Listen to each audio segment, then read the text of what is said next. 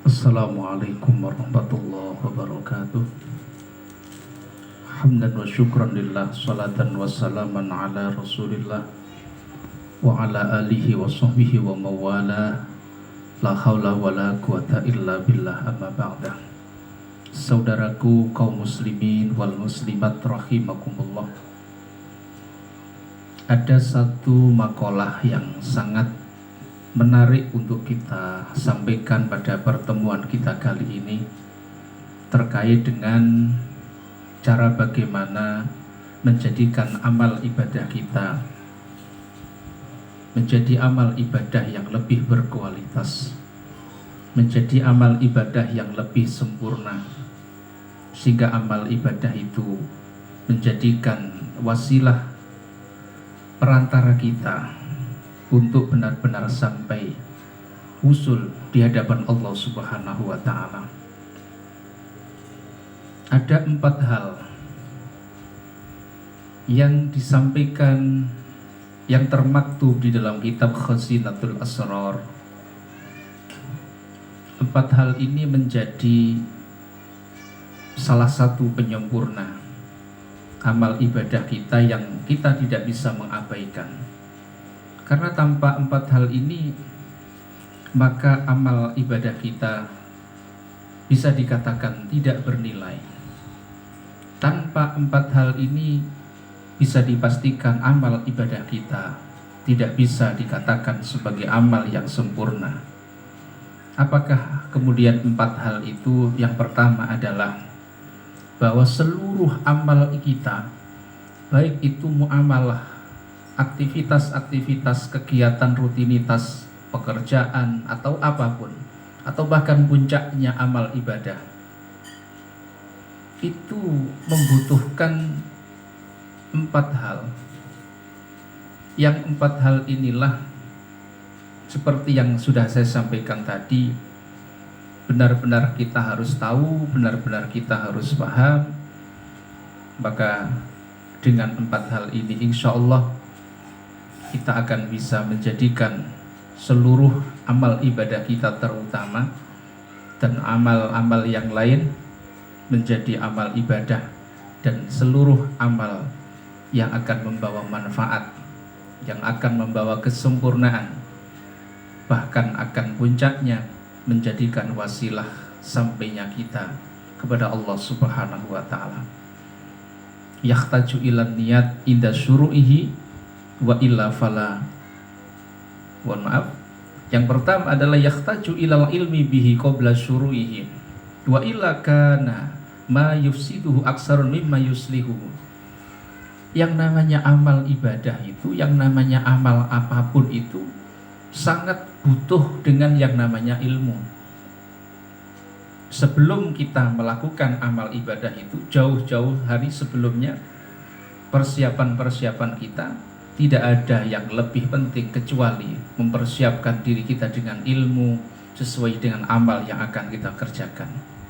Bagaimana kalau kita tidak melengkapi amal ibadah kita dengan ilmu? Karena ma yusiduhu aksarun mimma yuslihuhu, maka bisa dipastikan bahwa kerusakan itu akan lebih berdampak, kerusakannya akan lebih banyak, dampak kerusakannya akan lebih banyak daripada kemaslahatannya. Banyak contohnya, orang melakukan amal ibadah, padahal sebelumnya dia rajin melakukan ibadah sholat, dia rajin berjamaah, dia rajin amal ibadah sunnah yang lain. Tapi ketika melakukan amal ibadah tertentu, melakukan wirid atau doa tertentu, justru setelah itu orang ini kemudian tidak mau sholat, tidak mau puasa, tidak kenal dengan Al-Quran, tidak kenal dengan sunnah-sunnah yang lain. Kenapa? Bisa dipastikan bahwa orang ini ketika mengamalkan satu amal ibadah tertentu belum dibekali dengan ilmu yang memadai, sehingga kerusakannya akan lebih berdampak daripada kemaslahatannya. Contoh, kalau kita mengambil perumpamaan amal ibadah yang lain, contohnya muamalah seperti bekerja, seperti kita orang yang berdagang misalnya. Kalau kita tidak membekali kita dengan ilmu tentang tata cara bagaimana berdagang yang benar, tentu di sana pasti banyak kerusakan-kerusakan. Sehingga kita di sisi lain bisa melakukan pekerjaan itu, tapi pekerjaan itu merusak agama kita, merusak diri kita, merusak hasanah kebaikan kita dalam beragama. Ini contoh-contoh yang sederhana yang saya sampaikan, dan masih banyak contoh yang lain lagi. Maka ancamannya adalah ketika kita tidak berilmu dalam beramal, maka kerusakannya akan jauh lebih besar daripada kemaslahatan. Yang kedua, yahtaju ilan niyat inda syuru'ihi wa illa fala yu'jaru. Yang namanya amal itu butuh sekali dengan yang namanya niat. Maka efeknya bagaimana kalau kita beramal tanpa adanya suatu niat? Wa illa, maka kalau kita tidak ada niat yang tertanam di dalam hati kita, apapun bentuk amal ibadah kita, fala yu'jaru, maka jangan harap akan adanya pahala, jangan harap akan adanya pembalasan dari Allah Subhanahu wa Ta'ala atas apa yang kita kerjakan. Artinya adalah amal ibadah yang tidak ada niat yang tertanam dalam hati adalah sama dengan ibadah yang sia-sia, karena tidak melahirkan pahala yang besar bagi si pelaku, orang yang melakukan amal ibadah itu. Maka saya sampaikan dalam forum ini, jangan sampai kita lupa setiap mengerjakan amal ibadah, setiap mengerjakan apapun, diniatkan dengan niat sesuai dengan tuntunan-tuntunan syariat, fikih, dan ilmu-ilmu yang lain, tentu yang ada kaitannya dan yang mengatur tentang tata cara bagaimana niat yang benar sesuai syariat baginda Nabi besar Muhammad sallallahu alaihi wasallam. Yang ketiga, yahtaju ilal birri ba'da syur'ihi fihi wa illa fayakunu taksiruhu aksar mimma tauqiruhu. Yang ketiga, yang namanya amal ibadah itu butuh sekali dengan yang namanya albirru. Albirru adalah kualitas kebaikan-kebaikan ba'da syur'i, setelah kita melakukan amal ibadah itu sendiri. Jadi artinya ketika kita beramal soleh, ketika kita mengamalkan suatu amal ibadah tertentu misalnya, kita tidak bisa berdiam diri, kita tidak bisa berhenti atau mauquf di situ saja. Akan tetapi bagaimana kita menjadi orang yang bisa menyesuaikan diri kita persis dengan apa yang amal ibadah yang baru saja kita kerjakan. Jadi kita, kualitas kehidupan kita harus mencerminkan lebih baik daripada sebelum kita melakukan amal ibadah itu sendiri.